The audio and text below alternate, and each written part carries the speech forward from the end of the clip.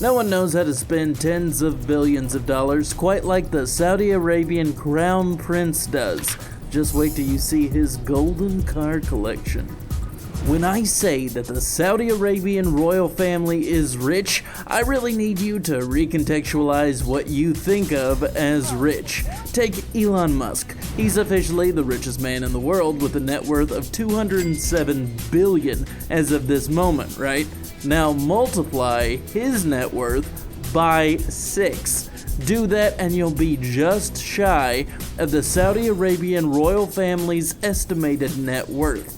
In case you don't have a calculator close by, that worth is $1.4 trillion. So yeah, this wealth is on a whole other level. The royal prince of this entire dynasty is Mohammed bin Salman. He alone holds a sizable chunk of the fortune with $18 billion. Colloquially, he is known as MBS, though perhaps the better way to describe him is as the de facto king of Saudi Arabia. He's been Prime Minister and the Minister of Defense for years now, all leading up to the day that he inevitably ascends to his destined title of king. Not that any of this royal responsibility has dulled his spending habits in the least, though. As far as his princely homes go, his most expensive is his place in France. That would be strange if it was owned by anyone who wasn't royalty. I mean, just look at it. It's the Chateau Louis XIV in Paris. The place is considered to be the world's most expensive home. Fortune magazine referred to the $300 million pad as the biggest home purchase the world had ever seen up to that point. It's not too surprising once you get a look inside the place. It's all white marble, ceiling paintings, columns, and white gold color schemes. You just know that this place has an echo too. As far as ridiculous amenities go, this one has its own nightclub, a gold-leafed fountain, a cinema, an aquarium, and of course, a really big pool. It's 2022, a palace is legally obligated to have at least one pool. For a guy like this, having a yacht is kind of a given. Having 2 yachts is no surprise at all. So let's split these babies up and then see which one is the best. His first one is known as the Pegasus 8, a beauty of a yacht if I've ever seen one. It's a 79-meter yacht capable of holding 12 guests in 6 cabins and 26 crew in 13 cabins. It features a small garage, a pool, a cinema, a dance floor, a barbecue, and several bars. My favorite part of this yacht is that it has a helicopter pad that can be turned into a golf range. Now that is one of a kind. As far as price goes, you really do kind of need to be a Saudi Arabian prince to afford this kind of luxury. Just picking it up cost $120 million. Of course, anyone who watches this channel knows that buying a yacht is just a small part of the expense though. It's those annual running costs that really get ya. This one costs $12 million a year. So, does Yacht Number 2 hold up? What could possibly compete with hitting golf balls off your own helicopter pad? The second yacht the prince picked up was the one and only Serene. Despite the name that might make it sound like a peaceful and humble place meant to foster serenity and grace, it's actually all luxury all the time. It is a truly beautiful yacht with an epic black and white color scheme that looks pretty dramatic as it's streaking across the waves. It is a 439-foot ship with space for 24 guests in 12 cabins and 52 crew in 25 cabins. Next, we gotta go through the crazy rich guy amenities, aka my favorite part. Now, this yacht has several of the normal amenities, such as the pool, the sauna, and the helicopter pad. Then there's the other helicopter pad and the full helicopter hangar. Then there are the even more ridiculous amenities. This yacht had all of the stops pulled out. The baby has a snow room, a climbing wall, and a water slide that stretches out several different decks. None of those are even the most ridiculous amenity this one's got.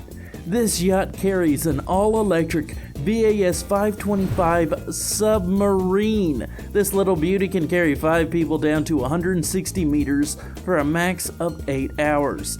It alone is said to be worth $2.5 million. As far as price goes, even by princely standards, you know he had to pause for a second before pulling the trigger on this purchase. That's because this baby is $500 million. Yeah, billion with a B. As if a $500 million yacht wasn't enough of an expenditure, you gotta look into those annual expenses. That's quite the hit too, with $35 million spent each and every year. So yeah, as far as competitions go, there really isn't one this time around.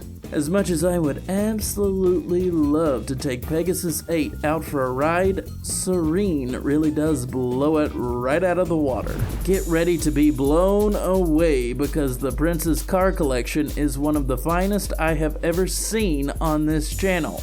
And that is saying something. While some rich collectors like to buy all sorts of cars for all sorts of purposes, the Prince is all about 3 things: luxury, luxury, and luxury. For instance, we have his Mercedes Maybach S600, which really sets the tone for what his garage is really like. This one goes for around $192,000, though it's far from his most impressive. That's because it's one of his few rides that aren't frickin' gold. He has one of my all-time favorite cars, the Lamborghini Aventador, in gold. These babies go for like $500,000, and that's if they aren't gold. I actually misspoke earlier when I said he had one of these, just kidding. That's because he's got 2. Just so you know, the gold thing is his signature and not some fluke, let's look at his Bentley Continental Flying Spur. These are not quite Aventador expensive, but still go for like $200,000. For him, that's casual yard sale cash. Of course, he has my all-time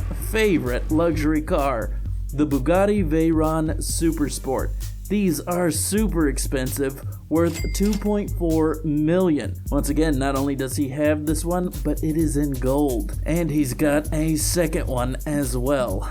Guys, this is peak jealousy for me. As you might expect, the Saudi Arabian Royal Prince doesn't exactly fly coach. He doesn't exactly fly first class either. Seriously, he wouldn't even consider chartering a private plane. No, he's got to own an enormous plane just big enough to fit his royal entourage.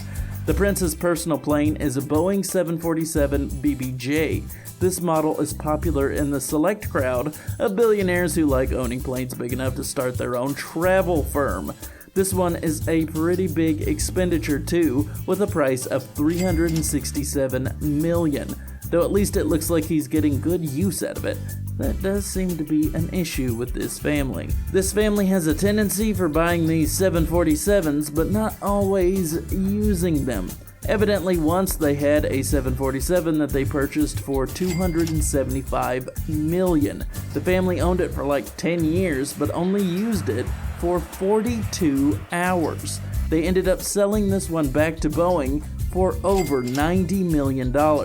I guess it's better to have your $200 million Boeing and not need it than to need a $200 million Boeing and not have it. So what kind of lifestyle does the Crown Prince have in his off time?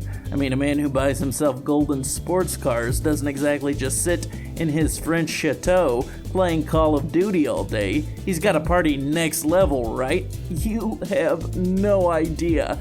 Back in his younger days, he was known for bringing in people to a private island specifically designed to be the most luxurious party paradise in the world. Vela is a spot in the Maldives that was the party destination for the prince. The gorgeous locale offers your own private beach, a golf course, and all kinds of luxury accommodations. Each villa has its own pool and a private butler. I assume one with a British accent and lots of attitude like Alfred or Jeffrey from Fresh Prince.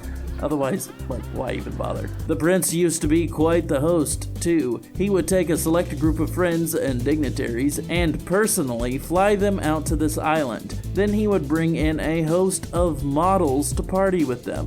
Not only that, but he hired top talent such as Pitbull for entertainment purposes. When accounting for the planes, the models, and the Pitbull of it all, the final price for this soiree was rumored to be as high as $50 million. After seeing all of this ridiculousness, I have a message for all the other princes of the world. You guys need to step it up.